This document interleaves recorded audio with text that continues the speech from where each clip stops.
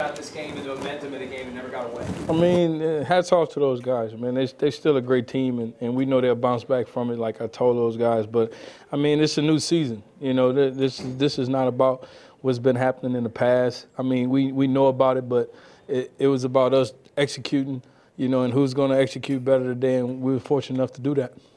Something about this that feels better than beating another team, the Steelers?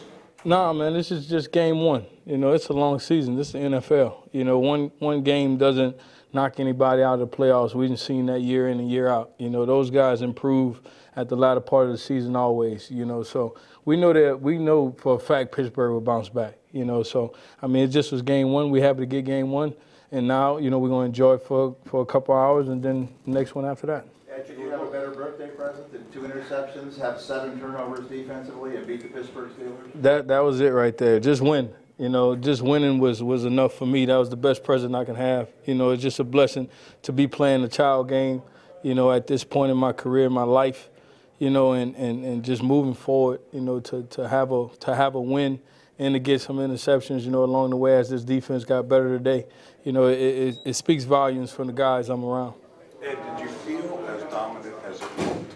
No, actually we didn't. We had a couple minnows out there. Me, myself, had a couple minnows.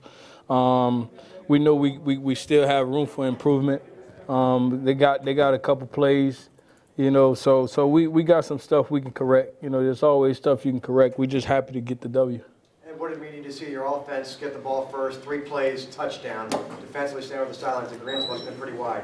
Yeah, I mean, we had to go out and do our job. You know, that was the biggest thing, is that we as a defense continue to stay focused and do our job. You know, we knew the offense was going to come around either now or later in the game, but it doesn't matter. Excuse me, it doesn't matter what they was doing. We got to do our job also, and know that our offense will do theirs. Ed, you really vouched for your former Miami teammate Brian McKinney. What did you think of his performance? A little bit you may have been able to say.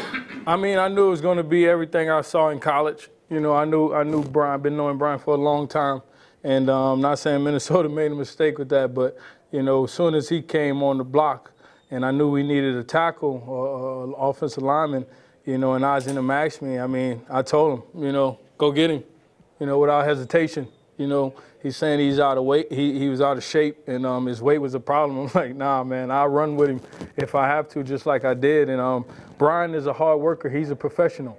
You know, I mean, after practice, he runs on his own. You know, he gets on the treadmill, you know, and works constantly. So I knew for a fact that he was going to be an asset to this organization and a great player for our team.